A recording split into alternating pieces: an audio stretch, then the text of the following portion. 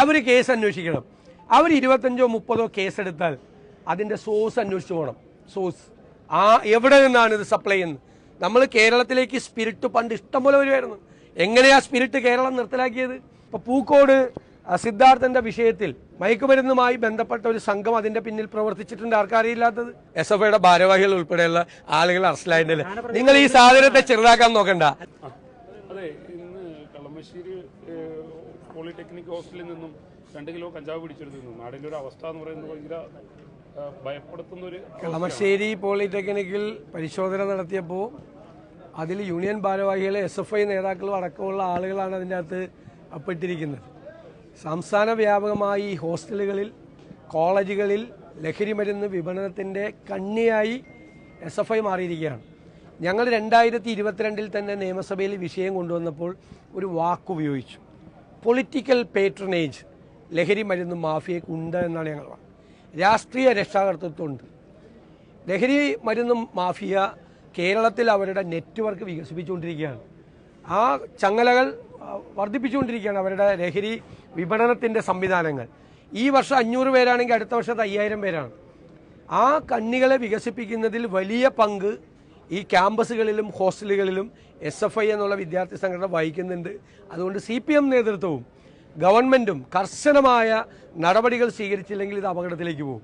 ഇപ്പോൾ പൂക്കോട് സിദ്ധാർത്ഥന്റെ വിഷയത്തിൽ മയക്കുമരുന്നുമായി ബന്ധപ്പെട്ട ഒരു സംഘം അതിൻ്റെ പിന്നിൽ പ്രവർത്തിച്ചിട്ടുണ്ട്. ആർക്കറിയില്ലാത്തത്?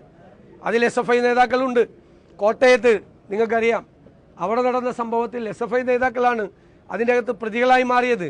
ഇപ്പോൾ പോളിടെക്നിക്കിലെ ഹോസ്റ്റലിൽ പരിശോധന നടത്തുമ്പോൾ അവിടെ നിന്ന് ഹോസ്റ്റലിൽ പഠിക്കാത്ത ആളുകൾ വന്ന് ബഹളമുണ്ടാക്കി. SFI നേതാക്കൾ പരിശോധനയ്ക്കെതിരായി. നിയമസഭയിൽ പ്രതിപക്ഷം ഈ വിഷയം ഉന്നയിച്ചതിന് ശേഷം കേരളത്തിൽ മാധ്യമങ്ങളും പ്രതിപക്ഷവും എല്ലാവരും കൂടി കേരളത്തിൻ്റെ പ്രധാനപ്പെട്ട പ്രശ്നമായി ഇത് ഫോക്കസിൽ കൊണ്ടുവന്നതിന് ശേഷമാണ് ഗവൺമെൻറ് കഴിഞ്ഞ 2 ആഴ്ചയായി ഈ പരിശോധനാ നടപടികൾ ശക്തമാക്കിയിട്ടുള്ളത്. ആ പരിശോധനാ നടപടികളുമായി കേരളത്തിലെ മുഴുവൻ ആളുകൾ സഹകരിക്കും. ഞങ്ങളെല്ലാം പൂർണ്ണമായി സഹകരിക്കും. ആ പരിശോധനയ്ക്കെതിരായി അവിടെ വന്ന് ബഹളം ഉണ്ടാക്കിയത് ആ ഹോസ്റ്റലിൽ ഇല്ലാത്ത ആളുകളാണ്. ഹോസ്റ്റലിലൊക്കെ ഇല്ലാത്ത ആളുകൾ അവിടെ പഠിച്ചു പോയവരും അവിടെ ക്യാമ്പ് ചെയ്യാണ്. മയക്കുമരുന്നിന് കാശ് ചോദിച്ചില്ലെങ്കിൽ കുട്ടികളെ റാഗ് ചെയ്യാണ്. ഇതാണ് ക്യാമ്പസിൽ നടക്കുന്നത്. ഇപ്പോൾ പ്രതിപക്ഷം ഇക്കാര്യത്തെ സംബന്ധിച്ച് നേരത്തെ പറഞ്ഞ ആരോപണവും ഞങ്ങൾ ഉയർത്തിയ ഉത്കണ്ഠയും ശരിവെക്കുന്ന കാര്യമാണ് ഇന്ന് കളമശ്ശേരിയിൽ നടന്നത് എന്ന കാര്യത്തിൽ യാതൊരു സംശയമില്ല. SFI ഇതിനിടയിൽ ഒരു വിശദീകരണവുമായി വന്നു. കേസ് പ്രവർത്തകരെയൊക്കെയാണ് പിടികൂടിയിരിക്കുന്നത്. SFIക്ക് അതിൽ പങ്കില്ലെന്നൊക്കെയാണ്. നിങ്ങൾക്ക് എല്ലാവർക്കും അറിയാമല്ലോ. നിങ്ങളിപ്പോൾ അവിടെ പോയി നോക്കിയോ, അങ്ങനെ ഒരു സംഭവം ഉണ്ടായിട്ടില്ലെന്ന് എല്ലാവർക്കും അറിയാമല്ലോ.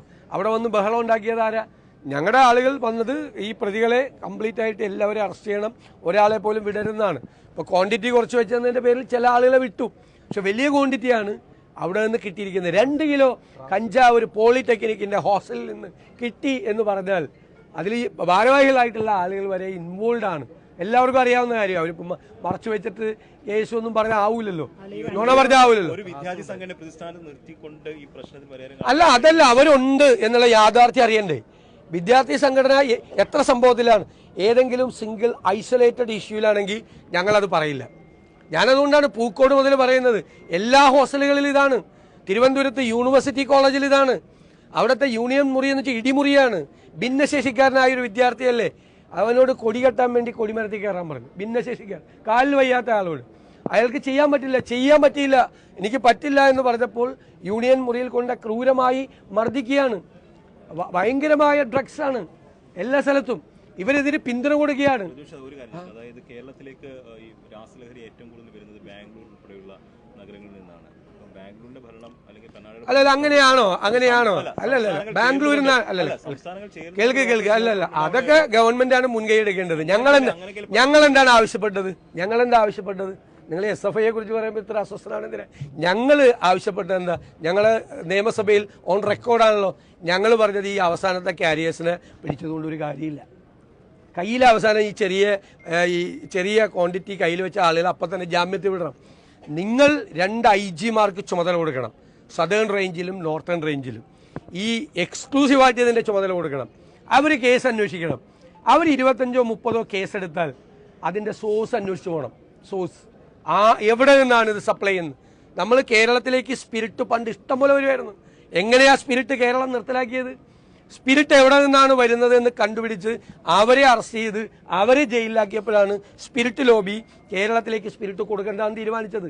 ഇവിടെ ഈ സോഴ്സ് അന്വേഷിച്ച് ഇതുവരെ പോയിട്ടില്ല, ഒരു അന്വേഷണം നടക്കുന്നില്ല. അതിനൊന്നുള്ള സംവിധാനം എക്സൈസ് ഡിപ്പാർട്ട്മെന്റിനില്ല. അതിന്റെ കൂടെ അവര് അവയർനെസ്സിലൂടെ അവരെ വിടുകയാണ്. അവയർനെസ് ഒന്നും നടത്തേണ്ട എക്സൈസ് ഡിപ്പാർട്ട്മെന്റും പോലീസ് ഡിപ്പാർട്ട്മെന്റും അല്ല, അതൊക്കെ വേറെ ഏതെങ്കിലും സാമൂഹ്യക്ഷേമ വകുപ്പിനെ, യുവജനക്ഷേമ വകുപ്പിനെ, കായിക വകുപ്പിനെയൊക്കെ ഏൽപ്പിക്കുക. എൻഫോഴ്സ്മെന്റ് ആണ് പ്രധാനം. എൻഫോഴ്സ്മെന്റ്, ആ എൻഫോഴ്സ്മെന്റ് നടത്താൻ എക്സൈസിനെയും പോലീസിനെയും സജ്ജമാക്കി അവർക്ക് പിന്തുണ കൊടുത്ത് ഈ സോഴ്സ് എവിടെ നിന്നാണ് ഇത് വരുന്നത്, കേരളത്തിന് ഉണ്ടാക്കുന്നുണ്ട് എന്നിപ്പോൾ പറയപ്പെടുന്നുണ്ട്. പക്ഷേ കൂടുതൽ വരുന്നത് കേരളത്തിന് പുറത്തു നിന്നാണ്.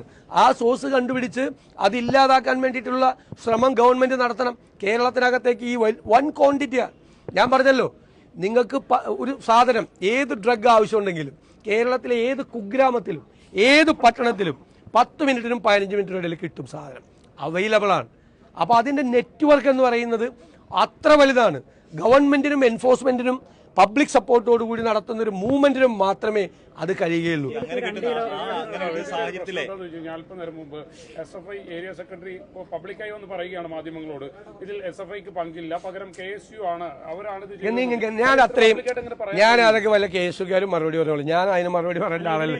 നിങ്ങൾക്ക് എല്ലാവർക്കും അറിയാവുന്ന കാര്യമല്ലേ. നിങ്ങൾ തന്നെയല്ലേ റിപ്പോർട്ട് ചെയ്ത്, എന്നാൽ പിന്നെ നിങ്ങൾ റിപ്പോർട്ട് ചെയ്തെല്ലാം നോണയാണ്. നിങ്ങൾ റിപ്പോർട്ട് ചെയ്തെല്ലാം നോണയാണോ?